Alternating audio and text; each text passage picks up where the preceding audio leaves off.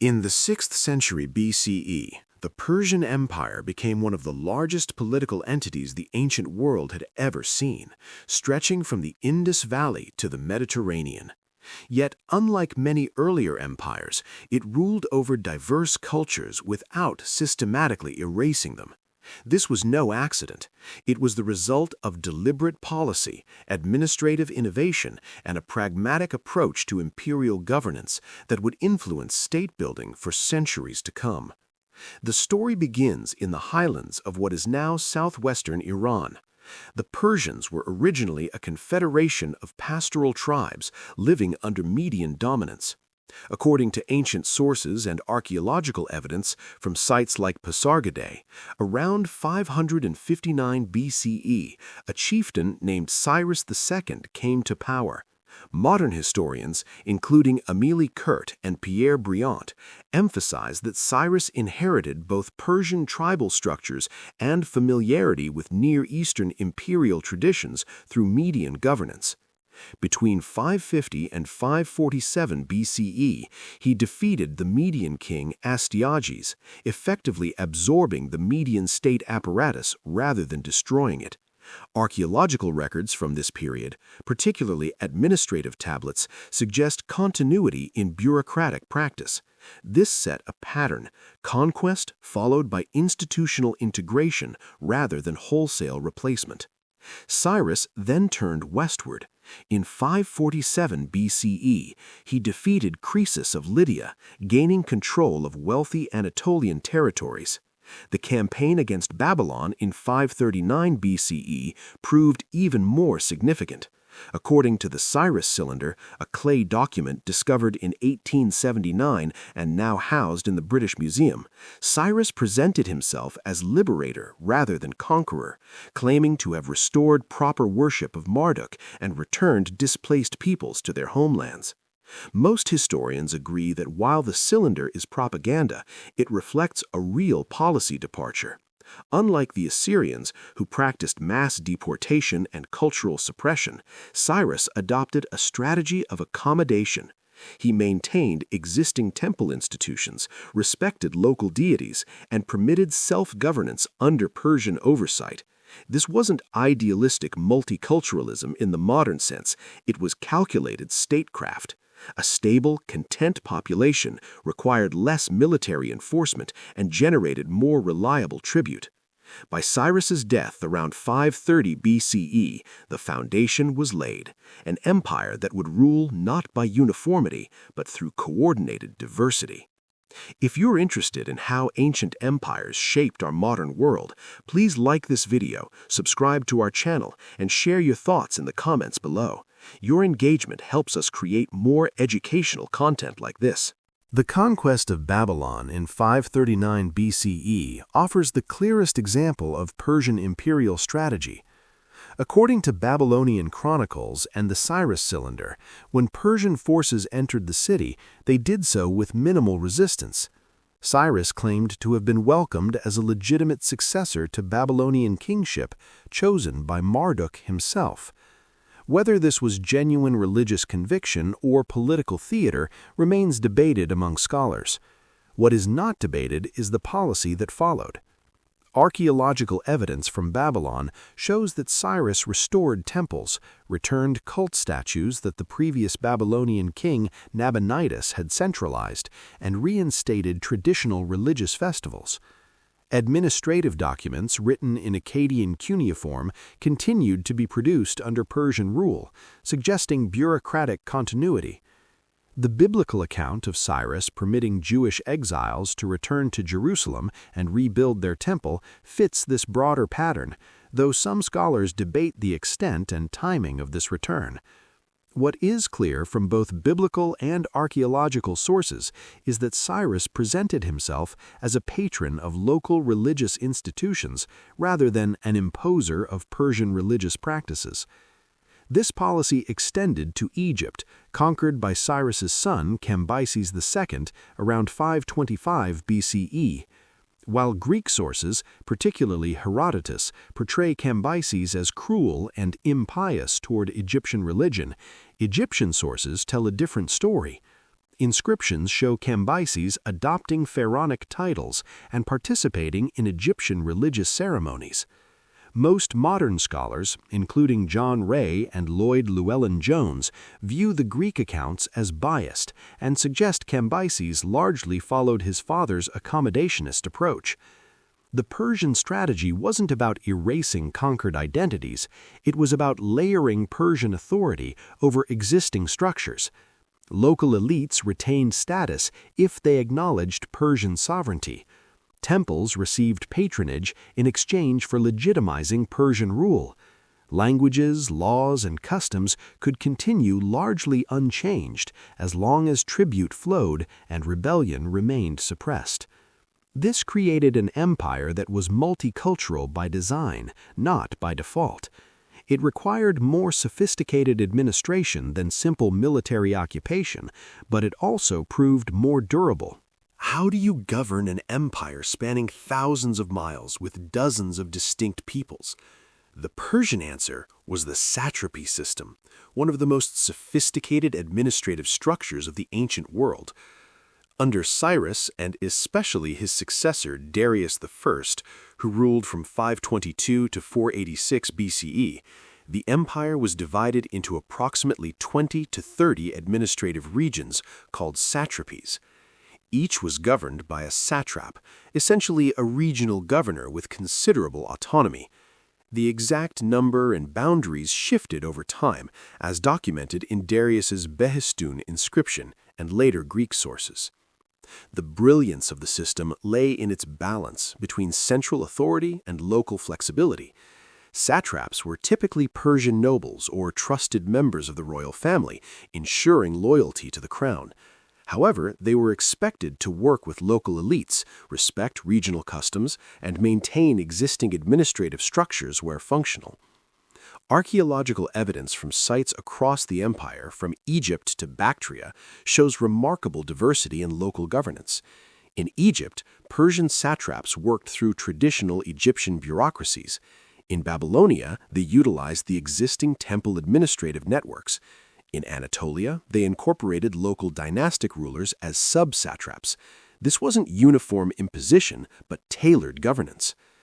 To prevent satraps from becoming too independent, Darius implemented checks and balances. Military commanders in each satrapy reported directly to the king, not the satrap. Royal inspectors, sometimes called the king's eyes and ears in Greek sources, conducted regular audits. A sophisticated courier system, which we'll discuss later, allowed rapid communication between satrapies and the royal court at Susa or Persepolis. Tax collection provides another example of systematic diversity.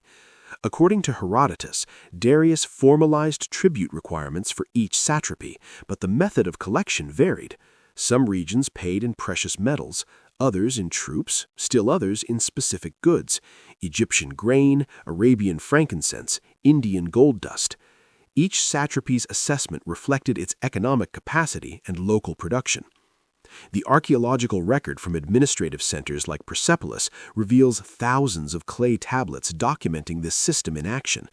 These Persepolis fortification tablets, studied extensively by scholars like Matthew Stolper and Wouter Henkelmann, show Persian, Elamite, Babylonian, and other officials working within a unified administrative framework while maintaining distinct local identities. The satrapy system wasn't perfect. Rebellions did occur, and some satraps did attempt independence, but it provided unprecedented stability across vast distances and diverse populations for over 2 centuries.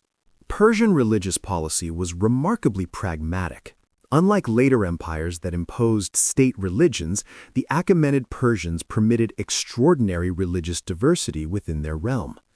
The Persian kings themselves followed Zoroastrianism, an ancient Iranian religion centered on the god Ahura Mazda. Royal inscriptions from Darius I and his successors frequently invoke Ahura Mazda and Zoroastrian concepts of cosmic order. However, they never attempted systematic conversion of subject peoples. Instead, Persian rulers positioned themselves as universal protectors of religious institutions, the pattern established by Cyrus in Babylon, restoring temples, funding religious ceremonies, respecting local priests, continued throughout the empire. Archaeological evidence shows Persian investment in Egyptian temples, Jewish religious reconstruction, and Babylonian cultic sites. Some scholars debate whether this constituted genuine tolerance or simply pragmatic statecraft. Pierre Briant argues it was both. Ideologically framed as cosmic order, the Persian concept of arta, while serving practical political ends. A temple that received royal patronage would preach loyalty to the Persian king. Priests became intermediaries between imperial power and local populations. Legal plurality accompanied religious plurality. The Persians did not impose a unified legal code across the empire. Instead, they allowed local legal traditions to continue within a framework of imperial law. In Egypt, traditional Egyptian legal practices continued under Persian oversight. In Babylonia, cuneiform legal documents show continuity with pre-Persian legal formulations. What the Persians did impose was a hierarchy of jurisdiction. Local disputes were settled by local laws and officials. Matters involving multiple communities, serious crimes, or challenges to imperial authority went to Persian administrators or the satrap. Capital cases could reach the king himself. Archaeological evidence from elephantine papyri in Egypt reveals this system in practice. A Jewish military garrison stationed there operated under their own religious and communal laws while ultimately answering to Persian military authority. When disputes arose between Jewish soldiers and Egyptian neighbors, Persian officials mediated using elements of both legal traditions. This legal flexibility extended to marriage laws, property rights, and commercial regulation. A merchant in Sardis might operate under Lydian commercial customs, while one in Babylon used Babylonian contract law, yet both were protected by Persian imperial infrastructure and courts when needed. The system worked because it didn't demand uniformity where uniformity wasn't necessary. As long as tribute was paid and imperial commands were obeyed, local communities could largely govern themselves. This reduced administrative burden while maintaining control. Diversity required coordination. The Persians achieved this through one of history's most impressive infrastructure projects, the Royal Road System.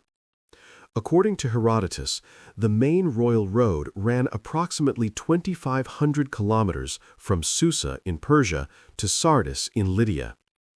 Archaeological surveys have confirmed major sections of this route, along with numerous secondary roads connecting satrapies throughout the empire. These weren't primitive paths, but engineered roads with rest stations, supply depots, and fortified posts at regular intervals. The road system served multiple functions. Militarily, it allowed rapid troop movement, crucial for suppressing rebellions and defending borders. Economically, it facilitated trade, connecting Indian, Persian, Mesopotamian, Anatolian, and Mediterranean markets. Administratively, it enabled communication across vast distances. The key to this communication was the mounted courier system. According to Herodotus, fresh horses and riders were stationed at intervals, allowing messages to travel from Sardis to Susa in just 7 days, a journey that would take a normal traveler 3 months.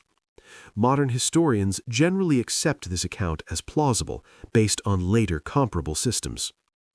Archaeological evidence from the Persepolis fortification tablets reveals how this worked in practice. Thousands of these tablets, dating primarily to the reign of Darius I, document the movement of goods and personnel across the empire. They show rations allocated to travelers, authorization for road use, and tracking of official business. The tablet archive, studied extensively by scholars like Richard Halleck and later teams, reveals a multilingual bureaucracy operating in Elamite, Aramaic, Babylonian, and other languages.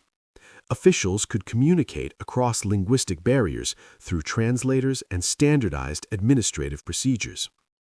The road system also had cultural implications. It enabled the movement not just of soldiers and officials, but of merchants, artisans, and ideas.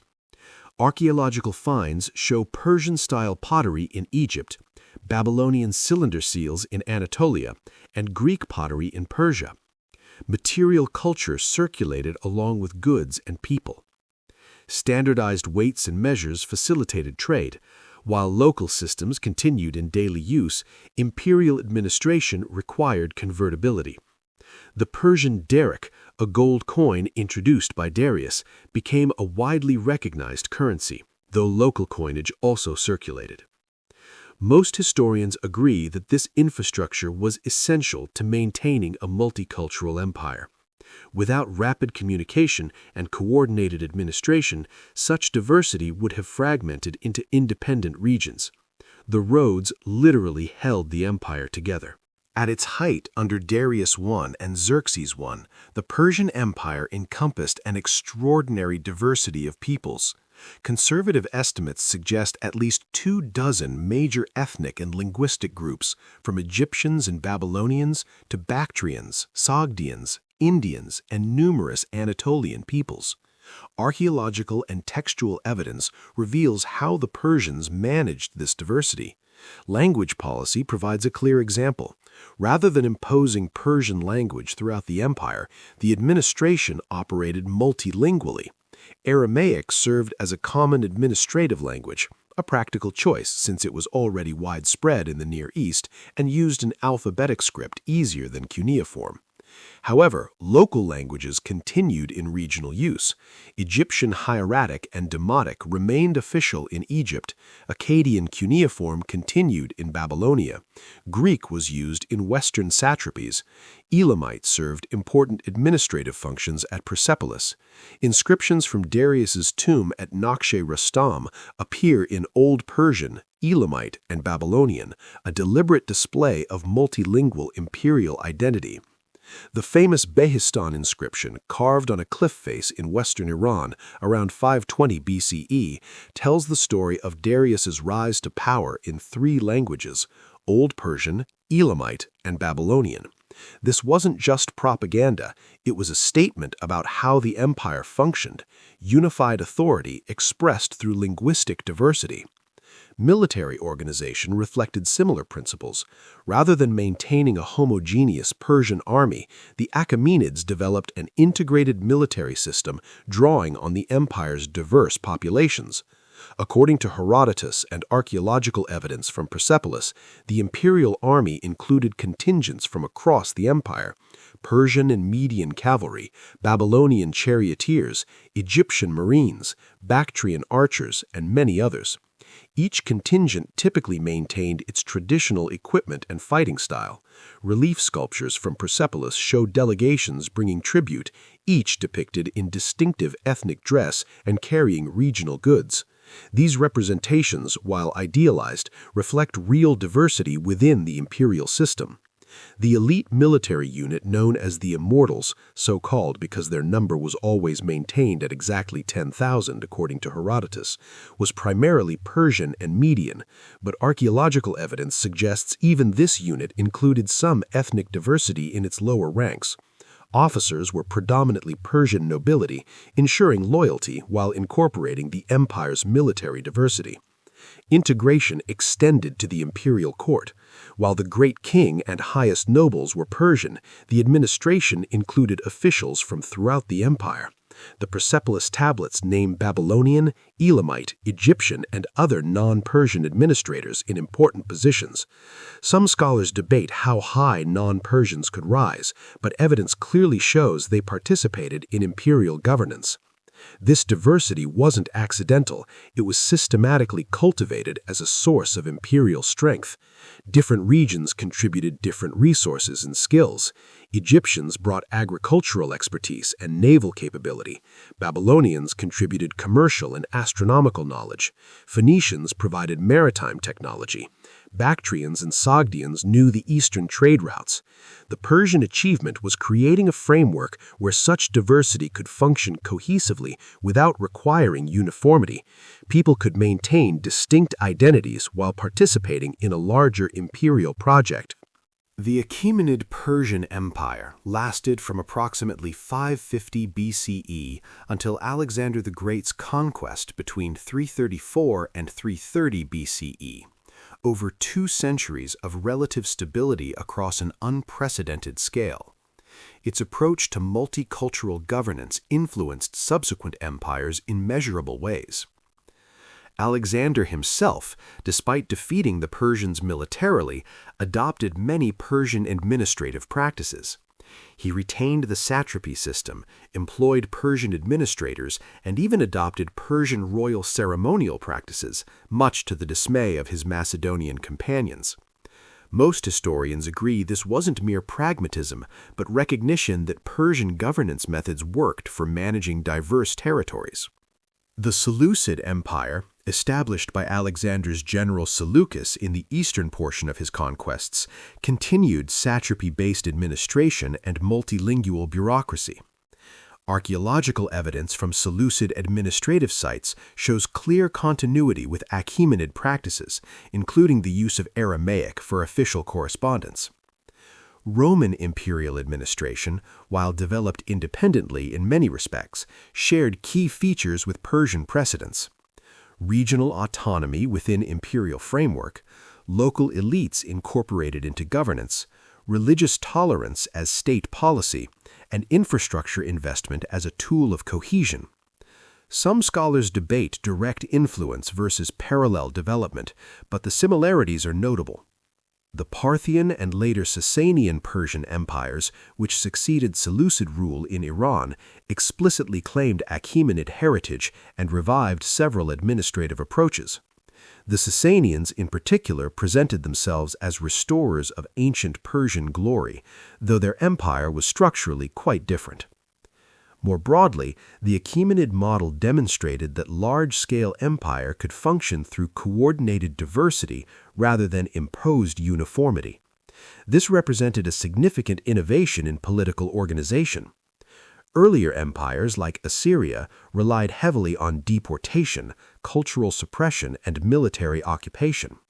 The Persians showed an alternative: rule through accommodation, infrastructure, and institutional integration. Archaeological research continues to revise our understanding of how this worked in practice. Recent excavations and tablet studies reveal ever more complexity in Persian administration. What remains clear is that the Achaemenids developed sophisticated methods for managing multicultural populations that influenced political thought for centuries. The Persian approach had limits. It depended on effective central authority. When that weakened in the later empire, the system became unstable.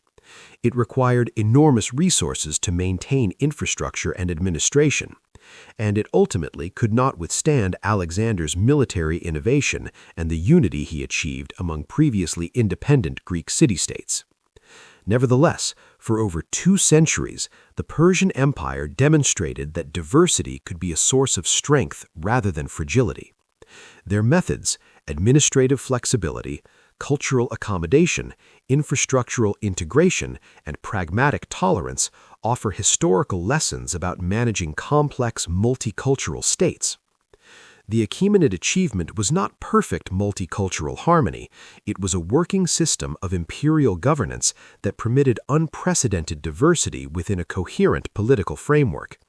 That system, developed in the 6th century BCE, helped shape how later empires approached the challenge of ruling diverse peoples, a challenge that remains relevant to this day.